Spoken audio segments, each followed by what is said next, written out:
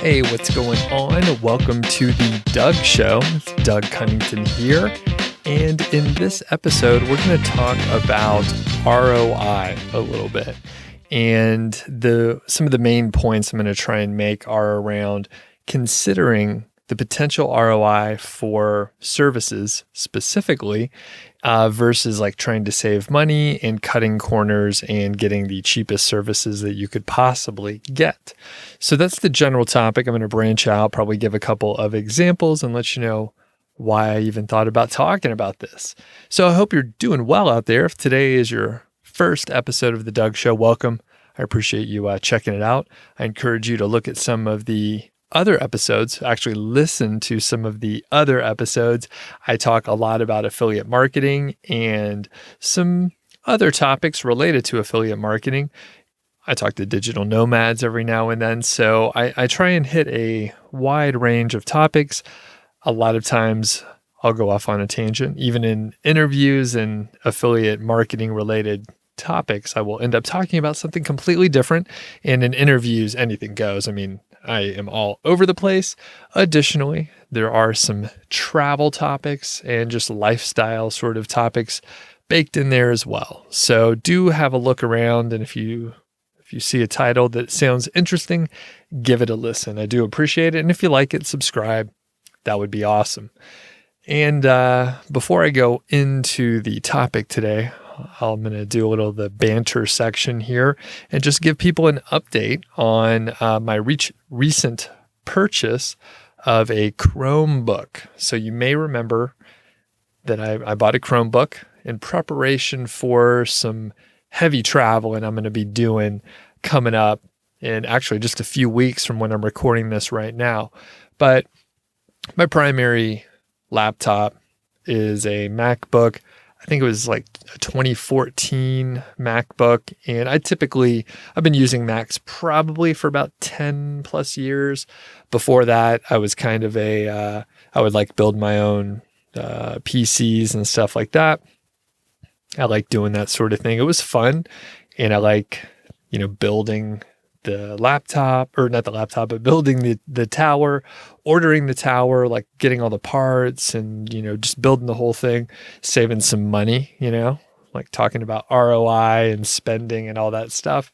And eventually I was like, you know what, I'm going to try a Mac. I know a lot of my friends use Macs and they seem happy with it. So I made the switch and then I just kept with the MacBooks. Basically, I got a couple iMacs along the way.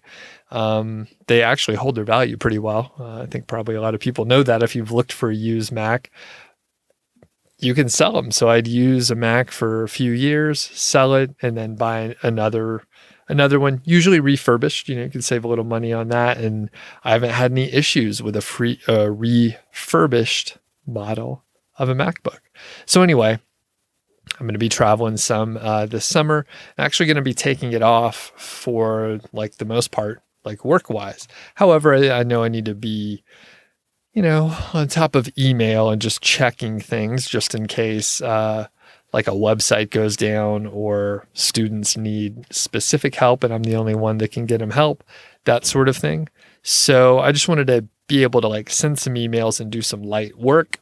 Again, I do like technology, as I was alluding to before. And I was like, you know what? I haven't looked at these Chromebooks in a few years. And I know when they first came out, I was like, I'm not going to be able to do anything with those because I thought I needed to do like heavy computing for some reason. Now, I do some heavy computing occasionally, right? When I am doing audio editing, like this podcast, for example, or potentially like video editing. That is a lot more intensive and you kind of need some powerful machine to do the video rendering, or it's going to take a very long time. Anyway, the point is I wasn't going to be doing any of that stuff.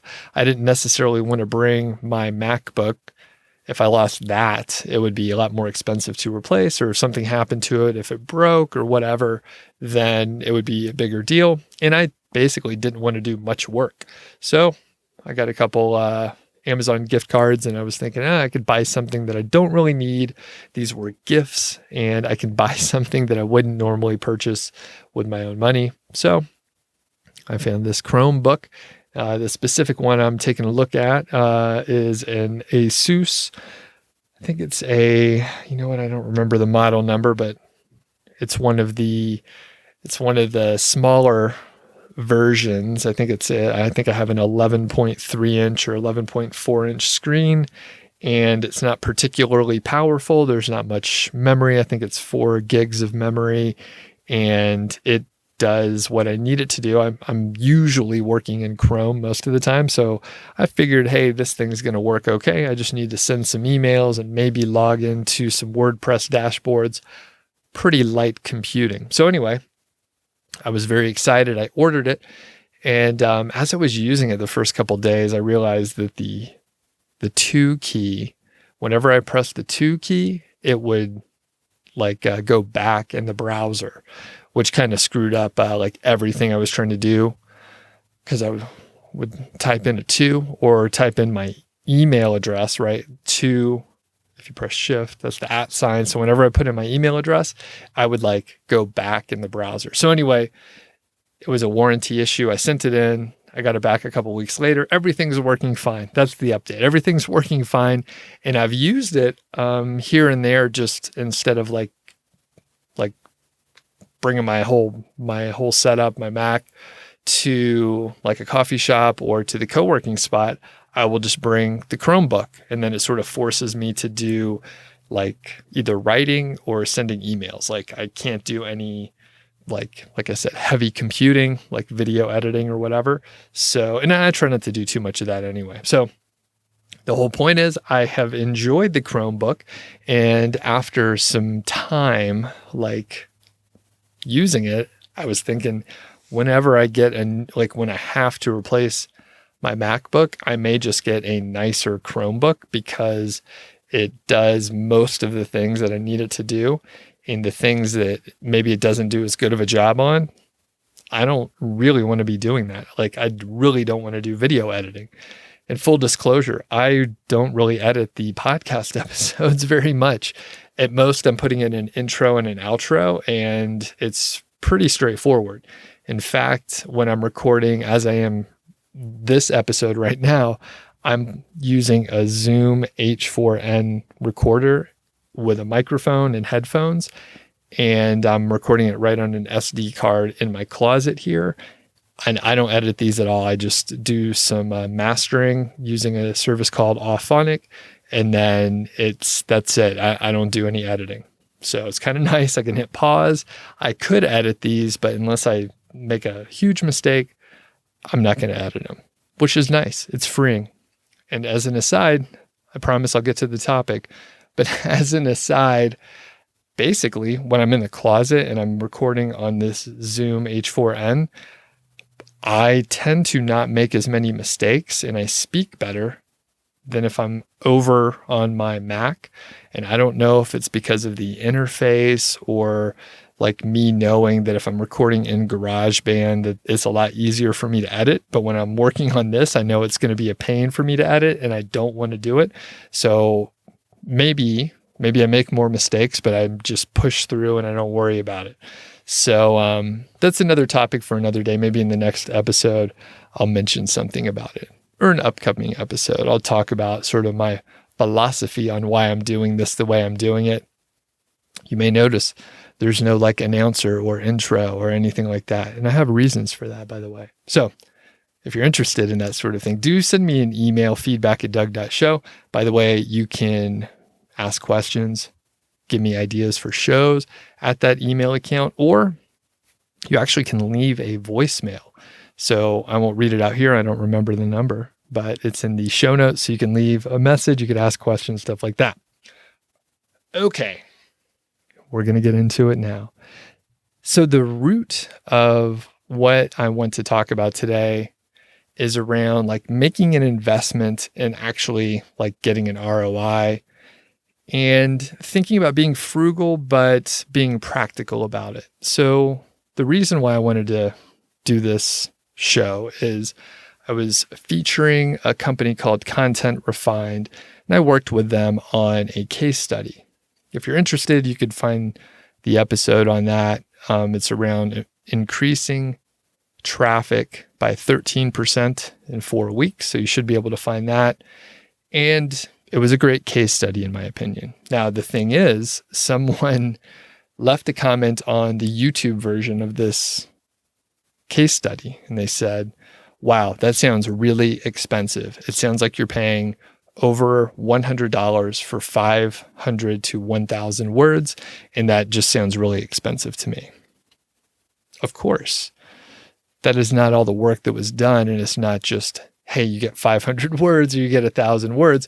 There's a lot more to it than that. But the real problem, the real reason that person is not going to be successful, at least with that sort of frame of mind, is they were looking at the raw cost of what the investment was, right? And I'm using investment as the term very intentionally, but like I'm paying for a service, right? I'm paying for a service. And the important part is not how much the service costs, but what I get out of it. What value did this service provide? And if you're just trying to like spend the smallest amount of money possible, then you're greatly limited in many ways. Now, I'm going to give you a bunch of caveats in a few minutes here, but the point is, if I invested $1,000, but I knew that over time, I'm just going to make up some timeline here, but over 3 months or over 6 months, I invest $1,000. If I know that I'm going to make the $1,000 back in the first 3 months, and then from 3 months to 12 months and beyond, it's just going to be positive ROI and I'm going to be making money from that investment, it's probably a good idea. Again, those are just totally made up values and timelines, but essentially, if you can invest some money and you're feeling pretty confident about the ROI that you're going to get from it, then it makes sense to do it, even if it's $1,000 or very expensive, or fill in the blank, right? Whatever service it is, there's some relevant amount, and you can probably figure out, hey, is this going to be like positive ROI or like not? Now, sometimes you don't know. So let's get into some of the caveats here. So I do want to mention, if you don't have the budget and you're thinking to yourself, Doug, I would invest, but I don't have it. That is cool. I understand. I'm fighting the urge. Like I like to save money. I grew up, wanting to save money and being frugal and, the value of work and like that sort of thing. Right. So I definitely don't want to waste money. However, I want to be very, very clear here. Like if you can't afford something and you have to go into debt to pay for the service and you feel like the ROI could be positive, don't do it. Don't go into debt to like invest in things, right? Pay for stuff that you can afford. And my suggestion is what I did, right? Because it's a low risk way to do this without like going into debt, and it allows you to basically reinvest. So I know most people are in the position that I was in before, where I had a corporate job. I did have a little extra money to invest, and I invested a small amount, maybe a little bit more than I had to, but a small amount in the normal things that you would expect. Hosting, maybe a premium theme, maybe a couple tools or plugins, and perhaps some services to help me out with writing, for example, because writing is a very time-consuming thing, and content is very important for an affiliate site or many other sites online. So I made whatever investment was, modest, yet, was putting some money on the table. Once my site and sites started making money, then I simply reinvested some of the profits into the services that I thought would be valuable. And luckily, after you're, putting in some sweat equity as well as a little capital at the beginning, you know more about what's going to work. You have more knowledge. You see what is actually working based on results from your actual website. So you can feel pretty confident investing in certain areas. So if you can get your site off the ground, put in the time for things that you can do on your own, maybe get a couple services. Sometimes you have to pay for a tool, right? Like for keyword research or something, you would have to pay for some tool, most likely. And then from there, you can, invest the profits. So fairly simple concept. And I want to extend this, right? Partially, I sell a course. So partially my framing is around that. However, I want to tell you about some of the courses that I've taken. And when I first started, I think like this was probably late 2013, maybe early 2014. I took, it was like an SEO course put out by, I think it was Diggy and Glenn Alsop. So they're still around doing some stuff, and I took an SEO course from way back then. And I remember like being nervous to like buy the course, but they seemed pretty legit. And I read a lot of their material and I was like, hey, these guys seem pretty good. I'm going to buy the course. It was $100. And I was like, wow, this is a lot to buy. This is an expensive course to me, just, $100, which now when I'm about to tell you how much I started spending on courses, you will probably be like, $100, that's not crazy. So the $100 was a stretch for me when I got it. However, I went through the course, I implemented the stuff, and it worked really well for what I was trying to do. Unfortunately, there was some gray hat stuff in there, and eventually my site got penalized, but it worked in the short term, which is, I learned a lot in the process. So anyway, moving forward, I didn't buy another course for a couple years. I'm trying to think, it must have been 3-4 years. And, I would see some of them come out and then I would see the price and I'm like, man, $300, that's pretty expensive. I don't know if this course is exactly right, but it seems like it's good. And then I realized it wasn't like $300 total. It was like $300 a month for a year. So I was like, man, that's crazy. I can't imagine paying that much for a course. Funny enough, that course that I'm telling you about, I don't think you can get it anymore, but it was put out by Social Triggers, Derek Halpern. And I was like, man, that's just so expensive. I don't think I'm going to get it. And that was probably 2014, right? So fast forward to 2016, I actually bought a course on courses, which the course that I created is 5-Figure Niche Site, and it was out of that course on courses, funny enough, put out by Social Triggers. And I was like, this is a huge investment, but it was like the right timing for me because I was thinking about courses and I knew that I was interested in like doing it the right way.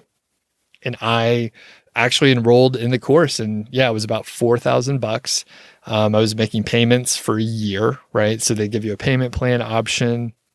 And if you know my course, right, 5-Figure Niche Site, you probably see that I have a payment plan as well. I shaped a lot of it based on what I learned in that course called 7-Figure Courses, right? So even the name has a similar like implication or similar format as 5-Figure Niche Site. So you see, I got a ton of inspiration from Derek Halpern. So that said, there's a couple things that came out of that. So number one, it was very expensive, but I was like, you know what? It's going to cost a certain amount of money. And as long as I can make more money in the long run than what the course cost, then I should be okay.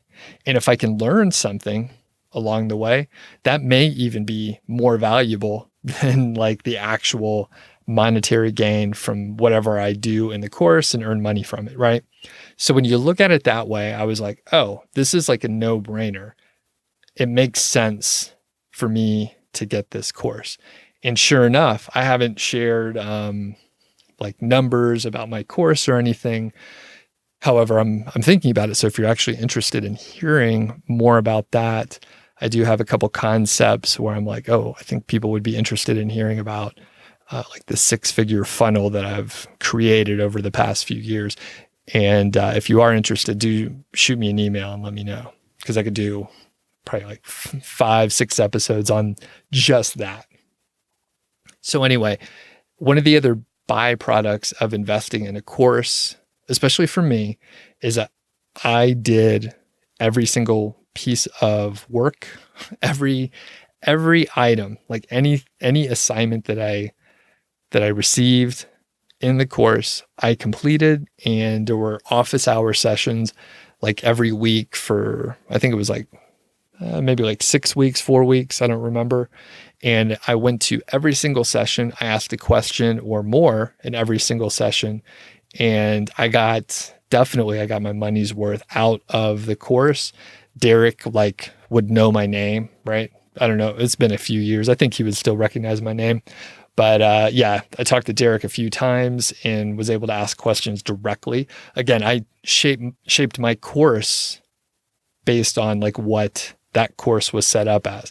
I mean, obviously it was a course on courses, so it's a little bit recursive, it's a little bit meta, but like I enjoyed the format and it worked for me. And like I said, there's some psychological thing going on with, making the investment, because a lot of this stuff, honestly, I knew as I was going through the course, but I didn't like write it down. I didn't do everything, even though I knew the material or a lot of the material, I just didn't do the work. So the course and paying for it forced me to go through it. So I can get off that soapbox partially, but I will tell you, after I did that and it worked so well, then I was very much a believer in like high priced premium courses and like the value that you can get from them. Basically, if you could like save time, save money or effort, a course or a tool can be really valuable for you. So within like the next year, I think I bought a course from I Will Teach You to Be Rich, Ramit Sethi, on like copywriting. And I think I bought another one from him. Maybe actually it was on evergreen funnels, talking about like, 6-figure funnel and stuff like that. So I was like thinking, hey, I need to figure out how to do this evergreen stuff. I don't know the best practices. And again, that was another course where I was like, okay, like I know the main moving pieces. I mean, the fact is, if you want to know like how to do an evergreen funnel, then you can go to the companies that provide the services for an evergreen funnel. And usually their training is pretty good, but I kind of needed it to be like cut through all the bullshit. And that's what Ramit's courses, not all of them, but a lot of them are like pretty quick hitter kind of courses where it's not going to be like a, 14 hours of video or anything. It's like an hour and a half of video. There's some couple worksheets, and then they just tell you what's working for them and what they found that didn't work. So anyway, those premium courses ended up being like super awesome for me. I took another one from Derek as well on like social skills, storytelling, and that sort of thing. So again, just being able to like understand that it will pay off at the end, the investment will pay off. Now, they won't always pay off perhaps, but you can get a pretty good idea as you get more experience. So going back to the main point here, the person that left the comment was just like, man, that sounds so expensive. I can't imagine why you would pay that much. And they totally missed the point. They missed the point that it was like going to make more money. They were just looking at the raw amount of money. So I encourage you, to give the person a little, not necessarily credit, but to recognize that they're not unique in thinking that. I can tell you, as I've gone through the last few years on YouTube specifically, I would mention, hey, I'm paying, $20 for 1,000 words. And then someone will pop up in the comments and like, oh, that's too expensive. I can get 2,000 words for $8. And I'm thinking, well, I mean, it must be terrible. Like the content must be terrible. Like there's no way that you're getting good content for that price. And if you are, then I don't know what kind of magic you're doing or what kind of like slave labor is happening, but like that's bananas. It makes no sense. And like inevitably, as I talk about prices and how much I pay for stuff, and by the way, it wouldn't even matter if I said, I pay $50 or $100 or the 20, or if I was like, I pay $10, someone would come up. I mean, they could be full of shit, right? I mean, it's YouTube. These are trolls out there. And people are just like, oh, I'm paying this tiny amount, or I get all my articles from Fiverr and blah, blah, blah. And by the way, I just audited someone's site and I was like, hey, things generally look good. Where are you getting your content though? This is garbage. Like, it's words, but there's so many mistakes and like there's no credibility. It sounds like the person doesn't know what the fuck they're talking about at all. Like, where did you get the content? And sure enough, they got it from Fiverr. By the way, you can get good stuff from probably any service, Fiverr included. But if you're paying the bottom dollar, right? So a lot of Fiverr, like freelancers, I'm not sure what you call them, a lot of the contractors over on Fiverr do have ways you can get like higher quality. You can like pay more and you can get better stuff, right? You can get like legit quality from Fiverr, but you can't pay the $5, right? You got to pay a little bit more. So anyway, the whole point here today is be sure like you're looking at the whole picture here, right? It's not about the one transaction. It's not about like, hey, how much is this 500 to 1,000 words going to cost me? It's like, is the 500 or 1,000 words actually going to bring in money in the long run? Like, is this a revenue generating like exercise? If so, like, can we quantify it? Can we make some assumptions that maybe are going to hold up, right? If you make assumptions, it's not going to be exactly right. But if you're like publishing more content that is high quality, that's targeting the right keywords, that's probably good. That's probably better to do than not doing it. And by the way, the whole case study, right? So if the person who left the comment was like, hey, you know what? I think that's too much. I'm going to do it on my own. Great. Like, do it on your own. But the I guess, sort of hard part in this specific example is the level in which the work was done by Content Refined was so much of the level was way better than I could do. I didn't even have access to the data that they were able to access because they're using a very expensive tool. So like in that case, just having them access the data from the tool was worth it, even if they didn't write anything for me. They did though. So anyway, always look at the ROI, have an understanding of that. Don't look at just the cost. It could be a little bit misleading if you only consider the cost. So thank you for listening. And if it's your first time around, like I said, do have a look at some of the other episodes. And if you are intrigued, have a listen. It'd be awesome if you subscribed. And if you're completely new, check out Niche Site Project. You could sign up for my email list and I send templates for like all the kind of work and things that I do. So it should be very helpful if you're trying to get started or you want to scale your, affiliate marketing business. So everybody have a great day and we'll catch you on the next Doug Show.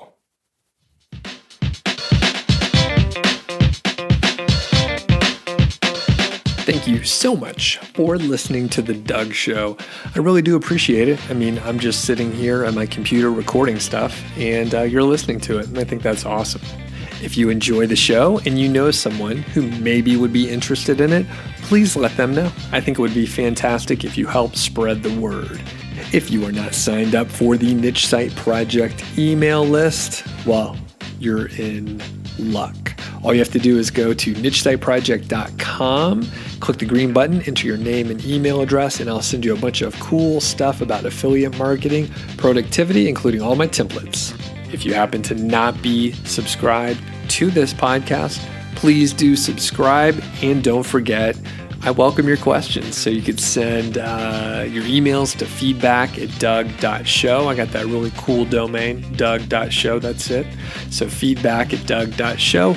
Or I'm going to leave my voicemail number in the show notes. So all you have to do is give me a buzz, leave a voicemail, and then I'll potentially put you on the air. So looking forward to it, and we'll catch you next time.